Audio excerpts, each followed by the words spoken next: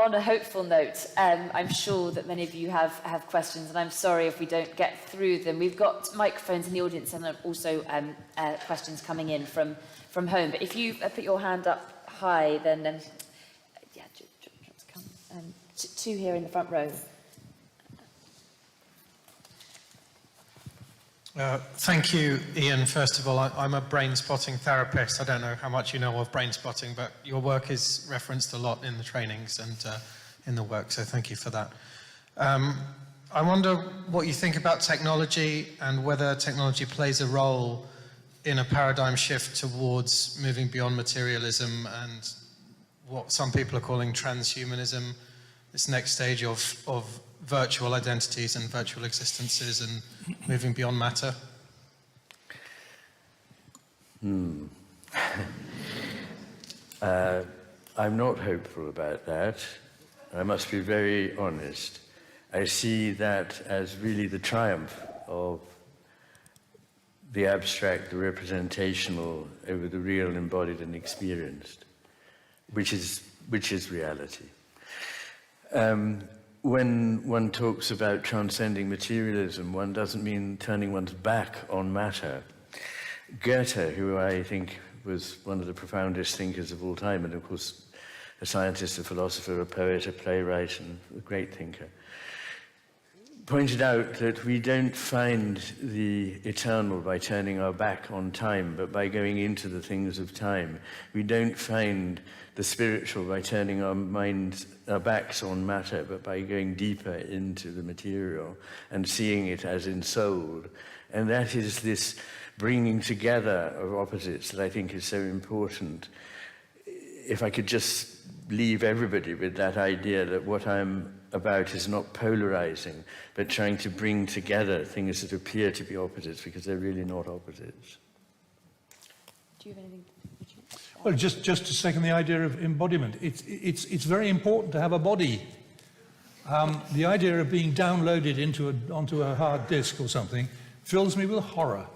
And in fact, you couldn't be, because all the memories of my finger has, for example, a very clear memory of what it feels like to stick it into a woodworking machine. Now that's important. That might come up. And I wouldn't be without my body. You know, I'm getting older, it's failing in various ways, but I'm very fond of it, really. And I don't want to be without it. Embodiment is so important. Matter is so important. Absolutely. Yeah. Why it's so wonderful to have so many real-life bodies in this room this evening. This lady here. Thank you, Iain. Thank you, Philip. I was a big fan of your books when I was a teenager, so I'm really happy to be here. Could you put the microphone closer to your mouth? Can you hear I'm me not hearing now? you. Yeah. Yeah. So talking about matter and mind and body, my question is about psychedelics. And what are your views on their potential for bridging that divide between the sacred and science? I didn't catch the key she's word. wondering what your views are on psychedelics as for bridging the gap between the sacred. I think it's very interesting, and I don't have a fixed view on it. I mean, of course, they're not necessary for having a spiritual experience. That's obvious. And I think that plenty of people do clearly have what would have to be called spiritual experiences, taking mind-altering drugs. So both those things are true. And there may even be value, I'm hopeful, in treating depression, as is now. I mean, psychologists at Harvard and Yale started looking into this in the 60s and got their knuckles rapped, but I think that's now becoming more plausible.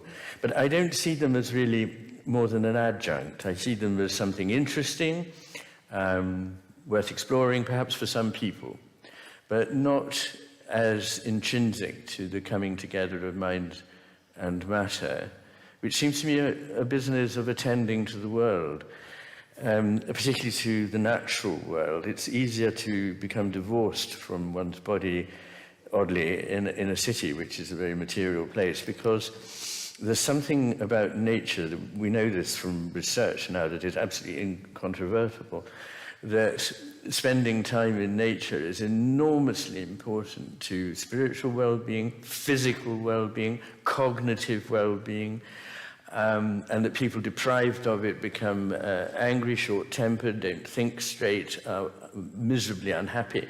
So, I mean, the nature is our home, and that is where mind and matter are most obviously together, which explains why I very inconveniently live on a lump of rock off the northwest coast of Scotland. Just very briefly, William James comes to mind again. That passage where he talks about consciousness, we are separated from other kinds of consciousness by the, what is it, the filmiest of screens? Filmiest of screens. And beyond that screen, there are entirely different ways of seeing things. Psychedelic drugs, I've no doubt. I've read Aldous Huxley and so on. I haven't ever taken such a drug, but I believe that they can introduce us to another way of seeing things. Well, good. Let's see what it does. Absolutely. If it can be used in the treatment of depression or something, excellent. Yes, this lady here. And if you've got a question, could you just put your hand up so I know where to come to next? Thank you. And Dana, yeah. Yeah, I have a question for Mr. Pullman. I wanted to know, when you're writing a story, how do you decide what's going to happen next? Because I'm a student of composition, and sometimes I find I don't know where to go next, or kind of where the piece wants to go. When you say composition, you mean musical composition? Yes. Yeah. It's interesting. I was talking to George Benjamin, the composer, once, and he said, with an air of great solemnity, the great difficulty in composing music is knowing which note to write next. I was so impressed I wrote this down on my table napkin. Because oddly enough, that's exactly what I find when I'm writing. The great difficulty is knowing which... Yes, I know where I'm going roughly, but not in any detail. I'd much rather be surprised by it. Some writers, we're all different, and there's no one way of doing it. Some writers make a complete plan from beginning to end. They know exactly what's going to happen and what happens in chapter 3 and whether they meet in chapter 4 or 5. I couldn't possibly do that. I want to be surprised. I don't know what's going to happen on the way. And I like being surprised. So, yes and no. There you are. It's interesting to hear you say in your video that this book you didn't really intend, it wrote itself, it took you on the journey and you couldn't hold it back. Yes, I mean, I wish it had written itself. But, I mean, what I intended was that, in essence, I didn't know exactly what I was letting myself in for. And it was, I think it's fair to say, it was like the concept of being possessed by a daimon, you know, not necessarily a bad demon, but something that was more than I knew, that wanted to say, but you must do this too now. Yeah. And of course, once you're committed up to a point, you can't go back. What I wanted to say about what you had commented on, because I thought it was so lovely, is, as you know, so many writers have said, you know, sort of, where did the character get that idea from? You know, it just happened. It was as though the pen wrote this thing. But this idea of, I had a vague idea, and it came into... This is not only an image of creation of an artist, but is the image of the creation of the world. I don't mean by God, but I mean the coming into being of the world. This idea that, as I say, there's a reverberation or a dialogue or an encounter. There's an encounter with something which is a nothing. I mean, it's got a presence. It calls to you. And as you answer to it, it comes a bit more into being, and you come into a bit more of being. And it's a reverberative creative process. Exactly. And it's like the Gestalt has a sort of feel, and more it comes into focus as you do honor to it. Yeah. One last little thing. I think the word I try to use in connection with writing is not intend, it's hope. Again, hope. I can't say I intend to write a very funny book that'll have everyone in stitches. I couldn't possibly do that. But if by chance I have a funny phrase here or a good turn of narrative somewhere else, jolly good. But I can't intend these things, you see. Other writers can, perhaps, but I can't. All I can do is hope that it'll come out right in the end. Yes, Dana, because I think that's a question coming in from the audience at home. Yes, Hello. thank you. This- John from the live stream. 2 characters in Philip's new Lyra trilogy interest me: the cynical postmodern philosopher and the reductionist scientist. They seem to be caricatures of Ian's left hemisphere. Could you comment? This is about, I couldn't hear you perfectly, but you seemed to, I think you were mentioning the 2 characters in my book, The Secret Commonwealth, that had influenced Lyra. One was the reductionist philosopher and the other was the sort of postmodernist. Yeah, these were characters, not based on any particular characters, but they were people who I wanted to put in because they do affect young people. When you reach the right age for a book, it hits you very hard. And poor little Lyra, I shouldn't call her that, poor Lyra has met the work of these 2 very influential, very powerful writers and been sort of knocked off course by it. And as a result, her demon, Pantalaimon, says that she's, her imagination's gone. So he sets off to find it. I was glad to meet these characters, actually, especially the postmodernist, in something that Ian says towards in the second part of this new book.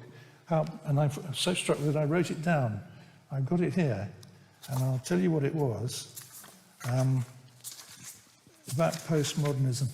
Postmodernism and deconstruction are the perfect expression of the left hemisphere trying to understand right hemisphere language. I thought it was terribly good. Actually, that's from the Master and His Emissary. But they are powerful tendencies in thought, those 2 things. And they need to be looked at and fought. I think we've just time for one more question, perhaps over here, and the second one there. We did start a little bit late, so if everyone's happy just to stay for a couple of minutes extra just to make up for that, then here's a question here, and then come to you. Dana. Thank you.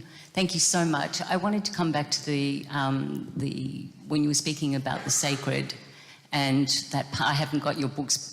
Hopefully I'll get them tonight. But what I wanted to ask is the correlation between what we've sacrificed. So you were speaking about the sacred and you spoke about religion, but there's inside the religion, there's a lot that's been sacrificed by how religion's been constructed, the subjugation and marginalisation of women in the religious sects, all of them. And I wonder if there is a correlation now that's being made when we speak about Mother Earth and nature being sacred, of what we've sacrificed in the feminine in terms of the place in decision-making, in community, and I'm not speaking it from a feminist perspective, but I want to add, I recently, some months ago, spoke to Rupert Sheldrake, who was speaking about the intelligence of our bodies. And I said, do you think all of the organs have an intelligence, and is our body sacred? And he said, yes, there's sacred messages in the somatic intelligence of our body. And I wonder if we've sacrificed that knowing, the embodied experience of what we know in our bodies as sacred, also to do with the feminine and what's coming up around the women and the feminine at the moment. Is that a question or just a statement? But I hope you can respond to it. I mean, these are vast issues, aren't they? Rather difficult to address very briefly. I think I don't want to make any blanket statements about religions because they vary so much, and the manifestations of even one religion can be so multifarious as to be almost opposite to one another. So I think you're right to emphasize some elements that have been neglected in some traditions. I think it's important to try and focus on a fully rounded vision that incorporates all of those elements, and I don't think that it necessarily is either best found without any kind of religion or best found in a religion. I think to be black and white about it is something I would try to resist. Is your question quite quick? Just very... Yeah. I was wondering, this is for you, Mr. Pullman. Out of your books, which one was your favourite and why? Which was your favourite book and why? My favourite book, what, of mine? Yes. Well, I have so many favourite books of other people's, there's hardly room for one of mine. I think the one the one that works best, I think, is a book called Clockwork. Clockwork, or All Wound Up. That's the one I think I want to have put on my tombstone. I'm so sorry, genuinely, that we have to leave it there, because there are so many more things we could go through, as you can tell. But you'll have that all to come, and perhaps we can all meet again and do part 2. But thank you all very, very much indeed for coming. And Philip, Iain, thank you so much indeed for doing that. Can I? Thank you.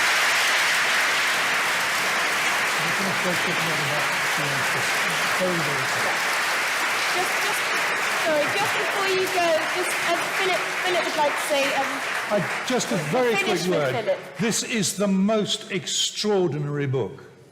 It's got evidence on every page of a mind that's stocked so richly and has meditated so long and so clearly on the most important subject we can face. I can't recommend it enough. It's an astonishing book that will change many, many people's lives. It's a great book, and I'm very honoured to be speaking about it tonight with everyone.